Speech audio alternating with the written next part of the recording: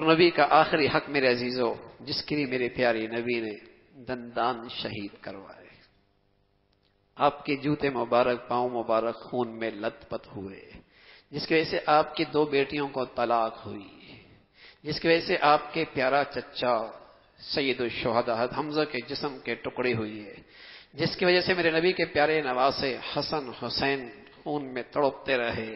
ارے میرے عزیزو، جس کی خاطر میرے نبی کے بہت پیاروں نے بہت قربانی دی، آپ خود وطن سے بے وطن ہوئے، گھر بار چھوڑا، گھر میں فاقے برداشت کیے، وہ کیا چیز ہے؟ وہ میرے نبی کی زندگی کا گلشن ہے، میرے نبی کے دین کا گلشن ہے۔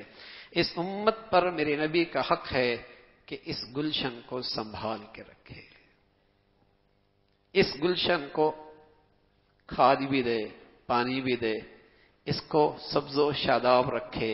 اللہ کے نبی کی دین کی حفاظت، اس کی اشاعت، یہ بھی اس امت پر میرے نبی کا حق ہے۔ کبھی تصور نہیں تھا پہلے مسلمانوں میں کہ مسلمان تاجر ہو، زارع ہو، کاشتکار ہو اور نبی کے دین کا کام کرنا ہو، کبھی نہیں تھا۔ جب سے مسلمان کا نہ مال لگ رہا ہے، نہ جان لگ رہی ہے، نہ اولاد لگ رہی ہے، نہ وقت لگ رہا ہے، اس وقت سے مسلمانوں کے گھروں سے دین کی ناقدری شروع ہو گئی، قدر نہیں رہی۔ ایک موبائل گر جائے ایسا لگتا ہے دل پہ چوٹ لگ گئی ہے، نئی گاڑی پہ بچہ خراش مار دے ایسا لگتا ہے دل پہ خراش مار دی۔ کیوں؟ پیسہ لگا، وقت لگا ہے۔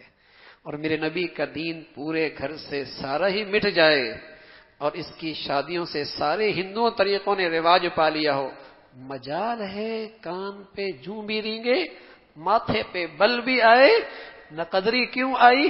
اس دین پہ اس کا لگا کیا ہے؟ وہ تو حضرت صدیق سے پوچھو بھائی، میرے نبی فرمایا کرتے تھے اللہ میں نے سب کو سب کا بدلہ دے دیا، ایک صدیق ہے اس کا بدلہ نہیں دے سکتا، اس نے اتنا کچھ میرے لیے کیا ہے میرے دین کے لیے، میں اس کا بدلہ نہیں دے سکتا۔ پھر صدیق سے پوچھو دین کی کیا قیمت ہے؟ فرمایا کرتے تھے اَيَنْقُصُ الدِّينُ وَأَنَا حَيٌّ، اَيَنْقُصُ الدِّينُ وَأَنَا حَيٌّ، دین مٹے صدیق زندہ رہے یہ میرے جیتے جی نہیں ہو سکتا، صدیق کے جیتے جی یہ نہیں ہو سکتا کہ اللہ کا دین مٹے اور صدیق زندہ بیٹھا رہے، یہ نہیں ہو سکتا۔ ہاں میرے عزیزو، میرے نبی کا حق ہے کہ اس گلشن کے لیے میں نے کیا کیا ہے، کتنا وقت لگا، کتنی زندگی لگی، کتنا سرمایہ لگا، کتنی سوچ لگی، کتنی فکر لگی۔ ہر شخص اپنی زندگی کے ایک دائرے میں کھڑا ہے جہاں اس کی بات سنی جاتی ہے، جہاں اس کی بات کا احترام ہوتا ہے، جہاں اس کی لوگ بات اس کی عزت کرتے ہیں، جہاں اسے لوگ سنتے ہیں۔ ہر شخص جس دائرے میں ہے میرے عزیزو، اس دائرے میں رہ کر بھی اپنے پیارے نبی کا دین زندہ کر سکتا۔ ایک تو اپنا سراپا، اپنا اخلاق، کردار ایسا بنائے کہ خود وہ دعوت بنے، خود وہ دعوت بنے، اور ساتھ ساتھ اپنی صلاحیتیں، اپنے وسائل، اپنی زندگی، اپنے اوقات یہ بھی استعمال کر سکتا ہے کہ میں اللہ کا دین کا داعی ہوں، میں اللہ کے دین کا سپاہی ہوں، میں اللہ کے دین کا چوکیدار ہوں، یہ میں نے کرنا ہے۔ تو جب مسلمان اس پہ کچھ لگاتے تھے پھر ان کا دل دکھتا تھا، پھر ان کے اندر درد اٹھتا تھا، اللہ کا دین مٹ رہا ہے، اللہ کا دین مٹ رہا ہے۔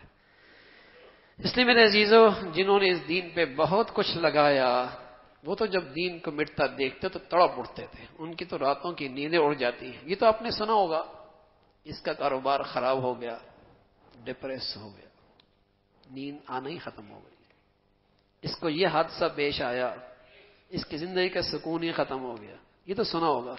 لیکن کبھی یہ نہیں سنا ہوگا اس کے بیٹے کی زندگی سے دین گئی تو باپ ڈپریس ہو گیا، اس کی بیٹی کی زندگی سے حیا گئی، باپ کی نیندیں اڑ گئی، اس کے گھر سے دین مٹا، اس کا زندگی کا سکون لٹ گیا، یہ کبھی نہیں سنا ہوگا۔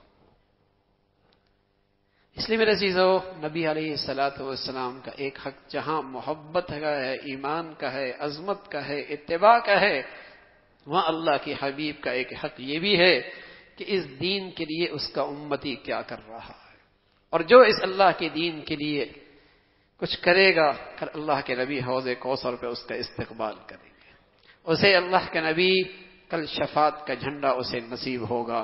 تو میرے عزیزو، اللہ نے زندگی دی ہے، اپنے نبی کی حقوق ادا کرو، کل اللہ کا نبی بڑے خوش ہوں گے دیکھ کر۔ اللہ کرے اللہ بھی ہمیں انہی مبارک لوگوں میں شامل فرما دے۔ اللہ بھائی عمل کے توفیق نصیب فرمائے۔